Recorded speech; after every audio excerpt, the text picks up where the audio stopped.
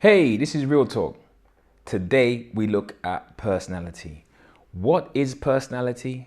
And when we say about personality, we don't mean somebody doesn't have a personality. That's a term that's used or a phrase that's used in popular culture.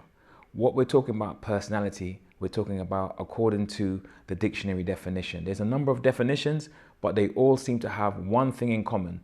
They speak about the characteristics or the qualities that an individual has that determines what their personality type is or their personality. Now, there are a number of personality models. In a previous episode, we spoke about individuals like Sigmund Freud, we spoke about Carl Rogers, we spoke about Dr. Albert Ellis, three of the masters, the past masters of counseling, psychotherapy, psychology. And they all had their own models of psychology related to human personality. Then you have another model, which I find most fascinating. It's called the Enneagram, but only because of time, we're not going to deal with the Enneagram. What we're going to deal with is the model of psychology that was dealt with by an individual called Carl Jung. Way back in 1971, he put a paper together in which he talked about the different types of personalities or personality types. Now, he spoke about, Dr. Rogers spoke about, first of all, the individual that is an extrovert.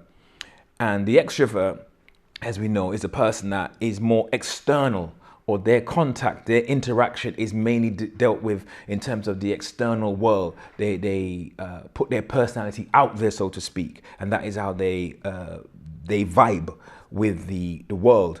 Whereas the introvert is an individual who lives much in their head, you could say, or much of their interaction is in terms of their insight and their thought processes. Then you also have individuals who are sensing people who go by their senses, what they've perceived, they've heard, they've seen, and this leads them to make decisions, or this influences how they go about their behavior, or influences their behavior, how they go about things. Then you have those people who deal with their intuition. Again, it's more of an internal thing that, depending on the thought and the feeling that they have inside, this is what influences their behavior. You have people who are thinkers and people who are feelers. Oftentimes, they say that men tend to be thinkers and women tend to be feelers. If you ask a man a question, he'll say, let me think about it, I'll get back to you. Whereas when you ask a woman a question and they're not sure, they may say, let me see how I feel and then I'll speak to you later. But that is maybe possibly a stereotype. But that is what many people say in terms of a common trait amongst male and female. You also have the type of personality that are those that use things to, let's say, use their minds. They're more judging, and they are those that are more perceiving. But again, this is seen as a kind of fourth aspect of the personality model of Carl Jung, that one of his students actually added on this fourth aspect.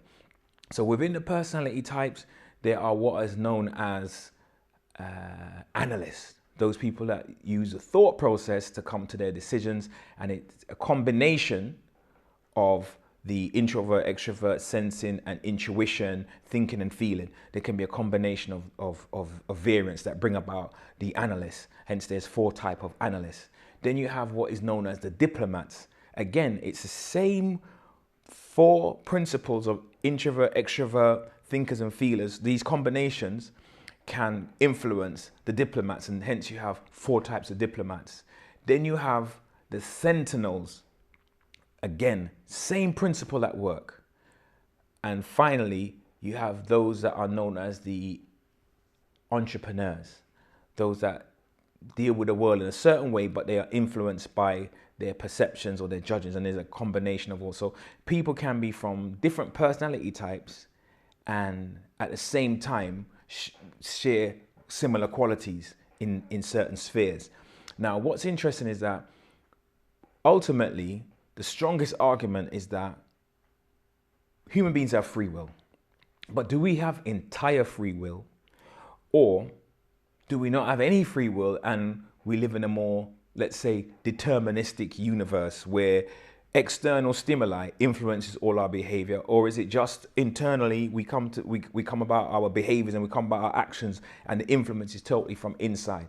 There's arguments on both sides of the fence, but one of the there was a study that came out recently that was quite interesting. It was saying that in America, amongst certain populations, or let's say certain communities, amongst African Americans in certain parts of the United States, young African American men in particular, school age, there was a strong correlation between those who did poorly, or the statistics, let's say the statistics of those who dropped out of school or did poor academic achievement or no academic achievement, and a correlation later years between how much criminal rates or prison rates. So it's put in a nutshell, it was saying that people who build prisons were able to determine how much prison space they should make clear or build for a particular generation based on academic attainment. Again, that raises some very, very interesting social questions and some very interesting ethical questions, because again, we're informed about personality type, we're informed about human free will, we're informed about how human beings are influenced by their environment, but the ethical question arises: should these companies that are building prisons invest in education so that they are able to curtail this group of people who have fallen out of favor with education to avoid ending up in the prison system? Or is it just that we live in a capitalist system and people are to basically provide a service if there is a need?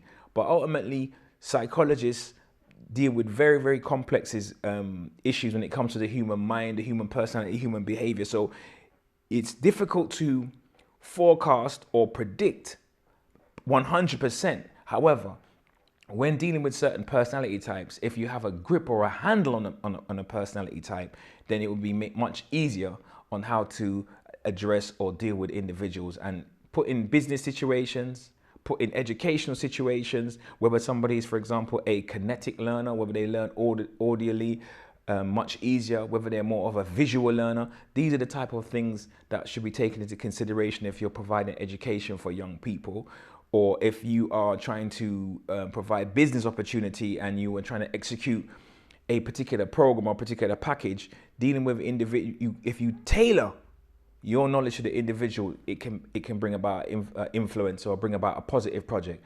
But ultimately, we live in a world where it's a combination, I would argue, between free will and between being influenced by the external world. So neither compelled by the external stimuli or independently running without no influence, because we influence each other in social situations. Human beings influence each other as part of groups. We're not just individuals. We're part of families. We're part of organizations, whether they are religious organizations, whether they're part of a school, whether they are part of a workplace, whether they're part of a social organization. And we influence the group and the group influences us. But personalities influence each other and we learn from each other. Everybody as an individual is unique. Even identical twins are unique in terms of their personality, in terms of their character. One of the things that attracted me to become a student of psychology is to understand what is the makeup, what are the characteristics, what are the ingredients that go into making us as human beings. And one of the things that is most fascinating about psychology is really coming to terms and coming to grips with what makes people tick. It has been a pleasure spending this short time with you for another edition of Real Talk. Hope to see you next time.